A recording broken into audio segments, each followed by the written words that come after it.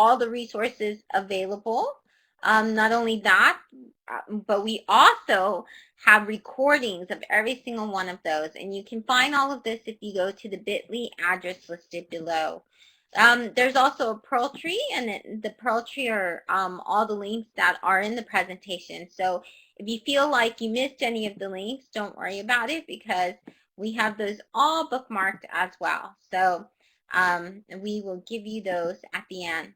Today we're going to talk about animals. So today's presentation is geared on teaching pretty much young learners. So anywhere from 4 years old all the way to about 12 years old. You can use some of these activities for older students as well, but the majority of them are going to be for young learners, so just FYI. I'm excited to be here with you, and so we're going to go ahead and start, and I'll show you all the cool tools. I think animals are a really great way to teach students. There's so many topics that you can approach with animals, and it makes it so where it's not so.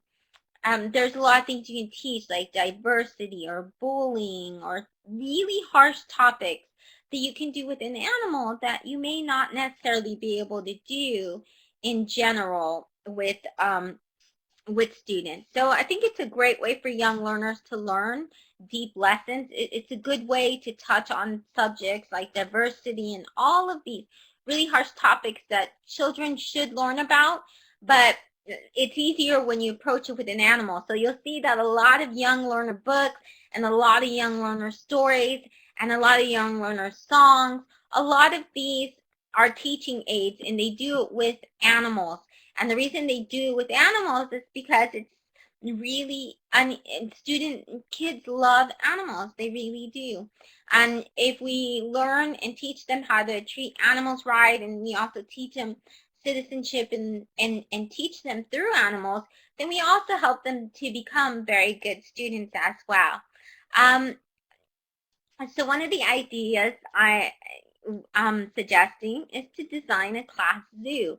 You can do this online as well, but you can also do this like this. You can do it with different types of dioramas. And in the past, this is what I've done when I was working at children's camps and stuff. So they create the habitat.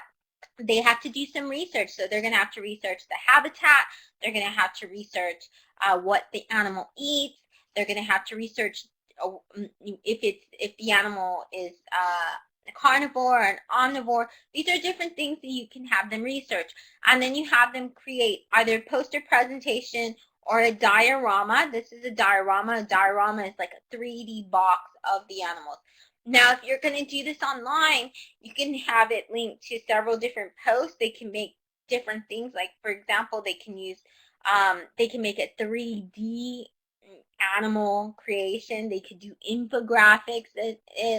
They can do a blog where you showcase all the animals. You can put this in a wiki. You can make different types of Wix sites. I mean, so there's so many different ways that you can do this online to make a class zoo. And what you do is you get students to work in pairs or groups, and each one of them has an animal exhibit, just like if you were going to the zoo. This would be a great activity to follow up after visiting a zoo as well. Animal races. Okay, so I learned about this from ESL Kids stuff, and I thought this is a great activity and game for kids. So kids line up at one end of the classroom, and you can teach, first of all, you teach animal vocabulary and actions, and you can do this with flashcards. Now, there are many flashcard sites out there that are great for teaching.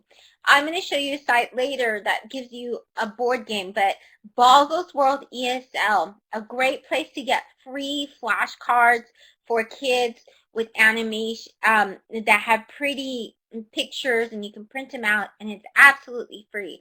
So I'll give you that link towards the end, but you can also go to the Pearl Tree and you can find that link and all the links in this presentation, including where it describes this activity in detail, which is animal races. So you can teach animal vocabulary and actions. So you teach, this is a great way to teach verbs as well. So you teach, for example, a lion what? A lion roars, roar. So then what you can do is you can have it where the animals will, after you teach this animal like lion roars, or you teach a bear has a bear, I don't know, eats different animals, jump like a bunny, slither like a snake, okay? And then you have them do where they line up and then they have races and you have them race like that. Okay, jump like a bunny, and whoever's there first, you can give them things like stickers and things like that, or you can have it to where they tag another child at the end of the room, and then they have to go back, and whichever team finishes first with all these races. So you can't hear my voice? Can anyone? Well, sorry, it might be the connection. You may try to do my, take the video off. So the video, if you can't hear my voice, it might be the connection. So you might do the video off, and that'll help a lot. The next one is Noah's Ark. This is actually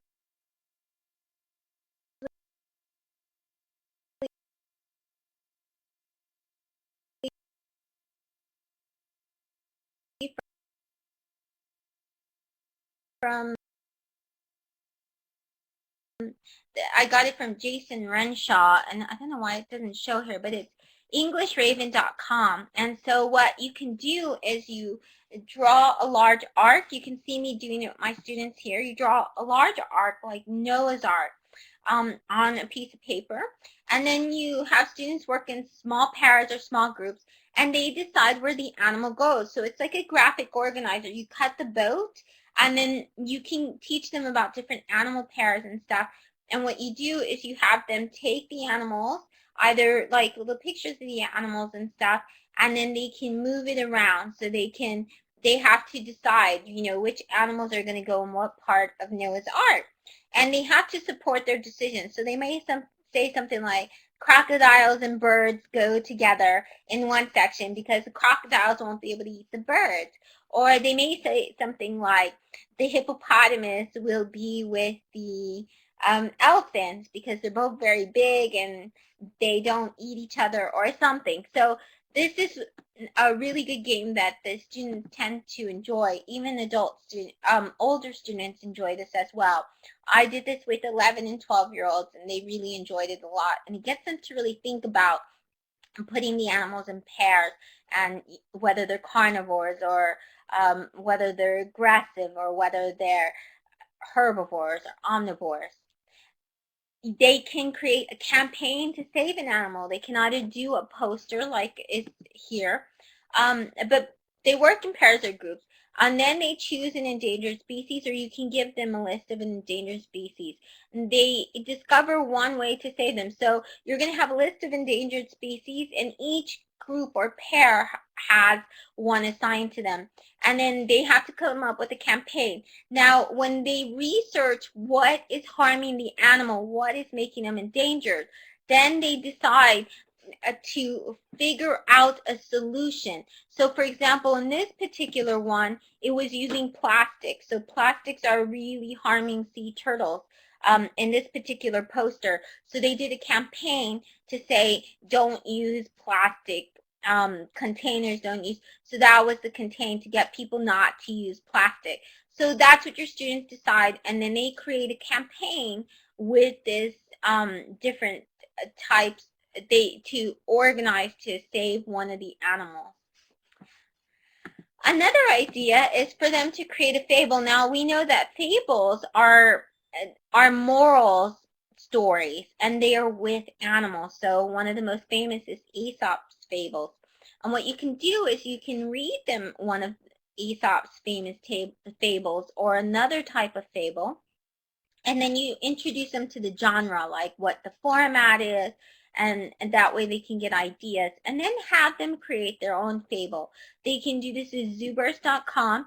Zooburst is a free tool. It's one of my favorite tools because it has the students create a 3D book, and they can add their drawings, they can add voice. It's so cool.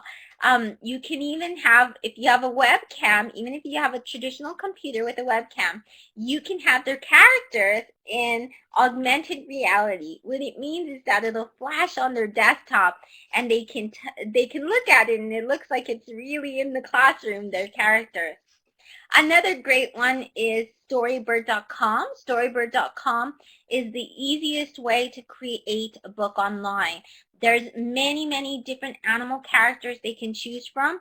So they just choose the art, and then they just write the text. It's so simple to do. Oh, that's so great. So Manuela says that she tried Storyboard, which was introduced, and her young learners loved it. So see, your students will love using Storyboard. You can do an activity with the flashcards that you have. So if you print the flashcards from Boggle's World, you can have students wear the flashcard on their head, and then they play a game. Now this is yes or no questions, so they can answer yes or no questions. They walk around the classroom and they try to guess what animal they are. And they do it by asking other students questions. Am I an omnivore? Yes. Do I live in cold climates? No. Am I furry? Am I little? So these are questions. It's a great way for them to learn how to ask questions. You can even introduce questions. You can teach the format of asking questions, and then they can play this game. Of course, they can play this game with any type of vocabulary that you want to review. And then after a while, after about 2 minutes of them mingling and walking around the room and asking these questions, then they can try and guess, oh, I think I'm a bear because of this answer, and this answer. Now, what I would do is, to make sure that they do this in English, have them write down the questions they plan on asking other students. So that way they do have something written down, and you make sure that it's written correctly, because they probably do a lot of shorthand. Have them create an animal journal or blog. So kids can keep an online journal of an animal or pet. They blog about the habitats, routines, foods. They will add photos, drawings, or videos, much like this one. So you can read example. And of course, I picked the pug one, but this is one of the favorite pug blogs that Roscoe and I read. And it's written from the point of view of a pug. Here's one of the entries. So they take a picture of this pug, and the pug says, I wasn't exactly shocked when my human canceled tonight's wild game. So they can pick any pet that they have or they would want, and if they do this from a pet stance, then this is a great way to get them blogging. They blog every day. See, so the pug says me, but everybody is dying to know about this week's meat. And the human is, nobody's dying. And he says, me, you don't know that. And the human says, go ahead, ask Google. So they have like little funny anecdotes and things, but your kids will really love creating a blog or a journal from a pet's point of view. The next one is animal. Oh, and you should try Kidblog. Kidblog.org is the easiest way to blog. Your students don't even have to have emails. It takes maybe 5 to 10 minutes to set up blogs for maybe 20 students. You can make them private. It's absolutely free. It's a great tool to use. It's my favorite blogging tool to use with classes. And it's so simple to use. So another activity is they can create an animal comic or story. They can do this. They should include info. So I always create checklists when I do these kind of projects. And in the projects, it has simple bullets, and it says, did you talk about, or did you write about the animal's habitat, routines, food, blah, blah, blah. So it's a little checklist. They can just go and they can click. Oh, thank you, Manuela. They can try things like Criada, Zooburst, Storyboard, Little Birds Tales, Toon Do, or Make Believe comics. This is one from Make Believe Comments. I'm on a stupid diet. Here's some salad. Would you like anything on it? Could you add some chocolate sauce? So it's just a funny comic about the animals. They can create, there are many web tools and apps that have to deal with animals. I will show you this. There's switchzoo.com. SwitchZoo has so many fantastic things. It's a website and it's an app as well. You can make your own new animals. You can listen, and you can also build an online habitat. So that's why it's really great for learners, because not only do you come into this virtual world of animals, but you can build habitats with that animal in mind. So switchzoo.com is just a fantastic resource. It's an online tool. You have animal games. There's so many things to do with animals, and it's free. It's a free app as well. When I was working with my young learners in Germany, 4 to 10 years old, their favorite game by far was Wonder Pets adventure games. Now, Wonder Pets is a different type of game.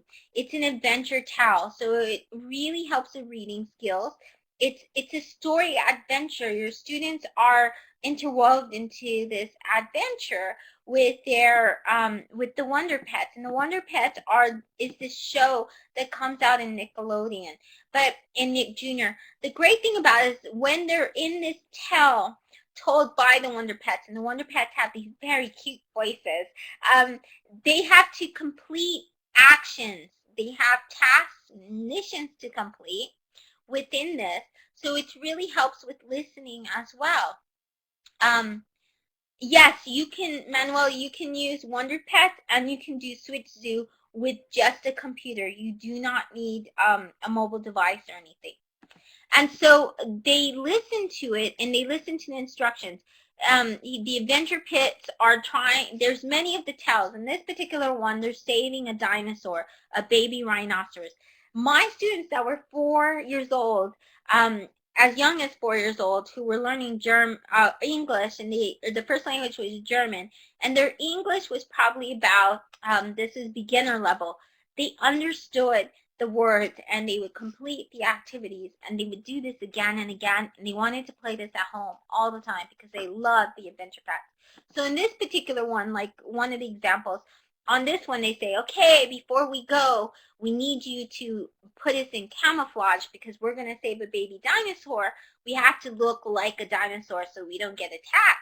So then the kids have to click on this, they drag and drop, and they dress the adventure pets into dinosaur outfits. So they have really different types of things that make the students think, and the kids love it. You can draw a habitat. Now this is from PBS Kids. It's a great site. These are actually for habitats for make-believe animals. So it'll introduce you to an animal that doesn't exist, a white-bellied snellifal. And then what you do is the students get to draw it online. They just need their mouse, and they can go and they have different drawing tools, and they draw the habitat based on what they read about this new created animal. Animaljam.com is a virtual animal world. It's on your computer. You can go on an adventure. You can watch animal videos. You can go to your den. You can play games. So it's very interactive. They're immersed in a virtual animal world, and they get to interact with other kids as well as learn about different habitats. So you can use this even for 11 to 12-year-olds. They will enjoy this as well. On Boggles World, that's where I was telling you about. I find a lot of really great resources on Boggles World. It's really easy to do. It has different lesson plans for ESL teachers. But one of the great things that I like about Boggles World, I put the wrong link. Sorry about that. ESL.com is they have I keep putting the wrong link. They have different types of flashcards for practically anything. And then they have these printable board games, and I love these board games. I think they're wonderful.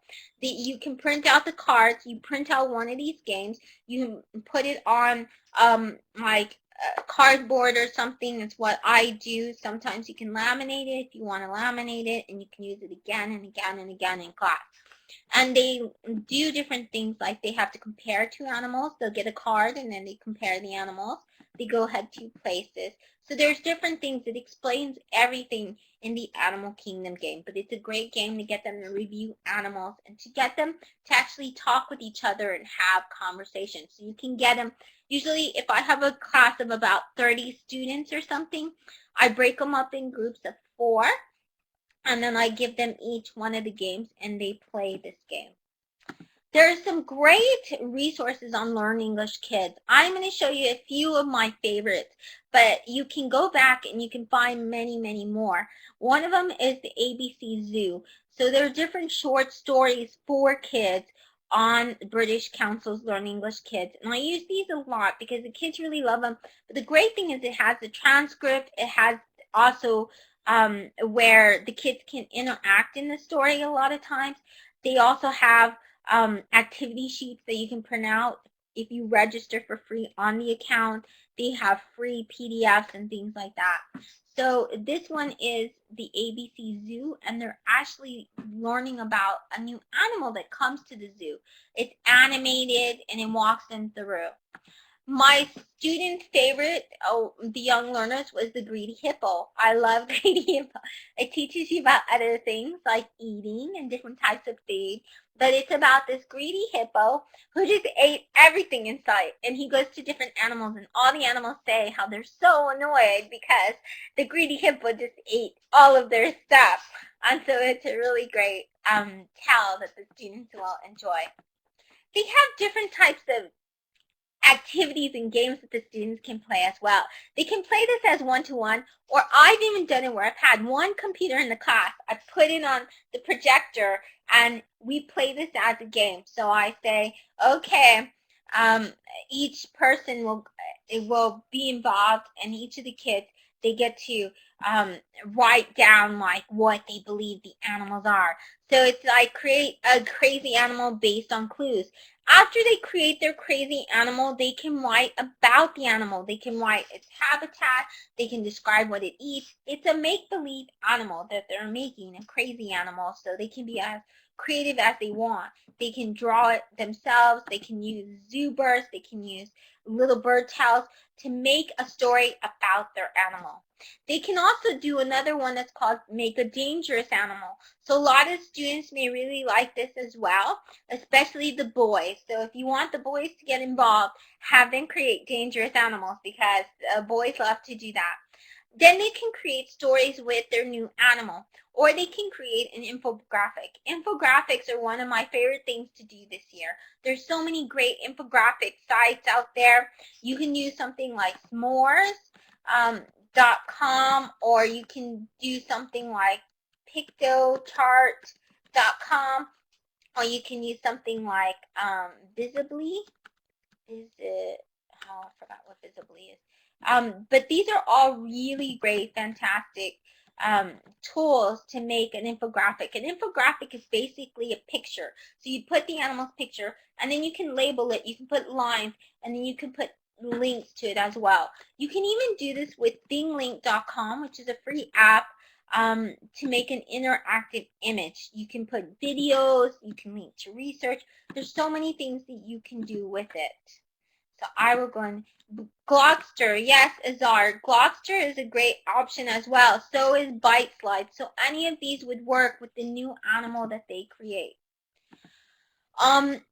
They can use something, they can play a lot of different animal games. I've shared Shepherd Software before, shepherdsoftware.com. They have so many different types of games for kids that are really fantastic. The last time I shared it was for math sites, but in this one it's really good because it has a different, you can teach different types of topics, like for example, producers versus consumers. So each one of these can actually be a theme.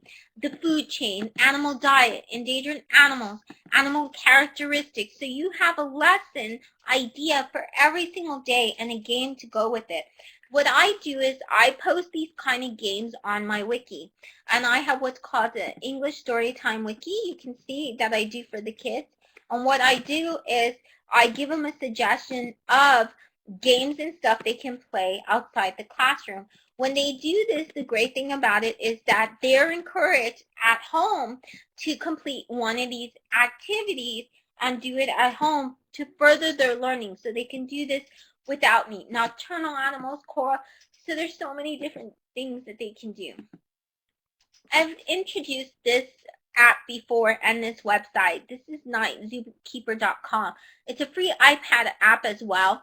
It has lesson plans for teachers, but the great thing about Night Zookeeper is that it has students use their imagination, and they have to complete challenges and tasks, all based on animals. It's absolutely free. If you look at the iPad app, my pseudo-son, well, a boy that I adopted named Steven, he's autistic, and this is one of his favorite apps. And when you're dealing with students that have autism or problems, the drawing is really, it really helps them a lot. It really helps them think. It really helps them to learn, and it really helps them to put their ideas out there, and it really calms them down quite a bit. So the Night Zookeeper app, it tells them a story. In fact, I will show it to you on my iPad. But remember, you can do this on the website as well. But I want to show you what it is so you can get an idea of how amazing this app is.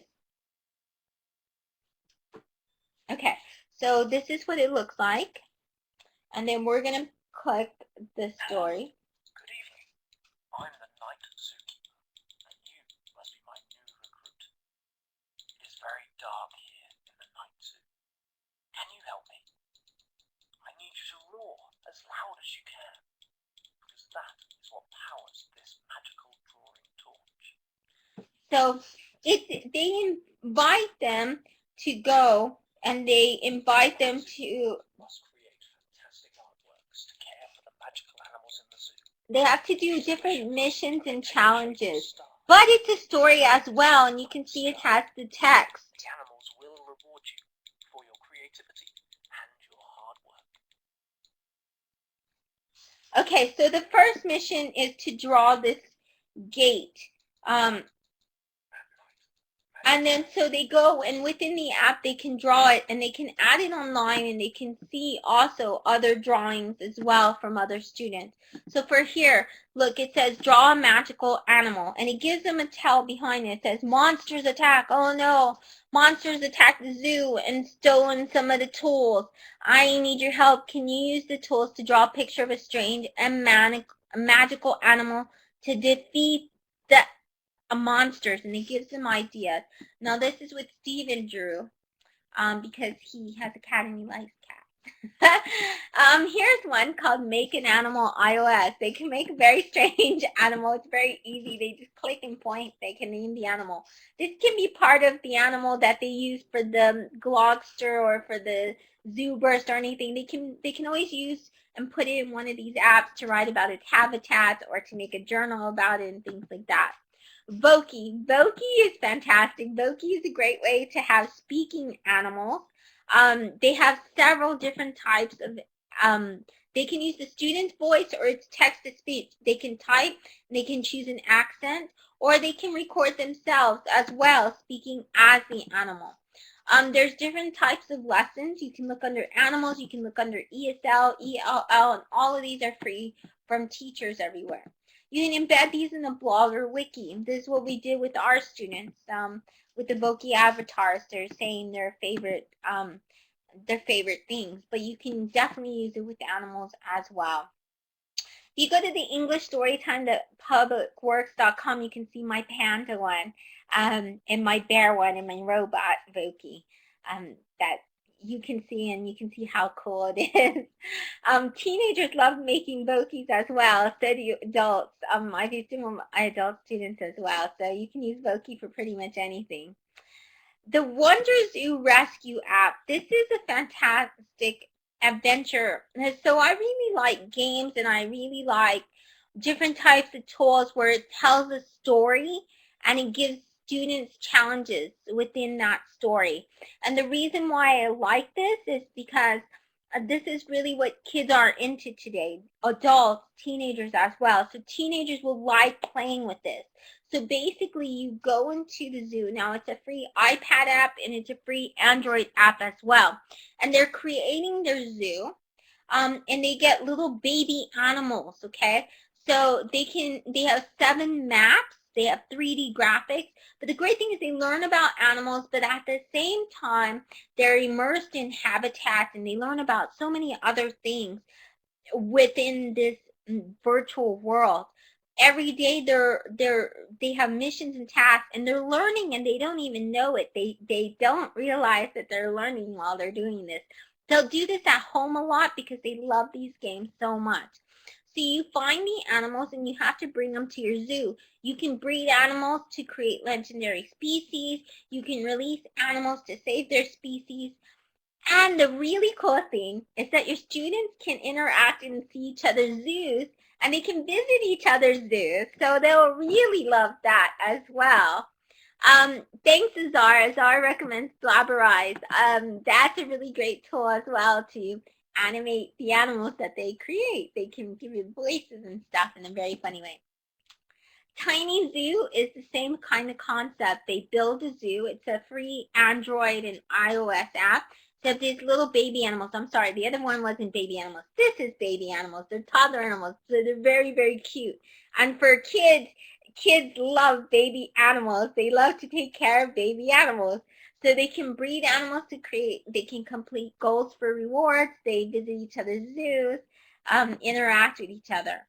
There's a lot of talking apps out there that are animal related. There's Talking Panda, there's Talking Tom, there's Talking Ben. There's a talking animal for everything. My students, when they were very shy and they didn't really want to speak English or anything, this is the first app that I introduced them to on the iPad. I use it with one.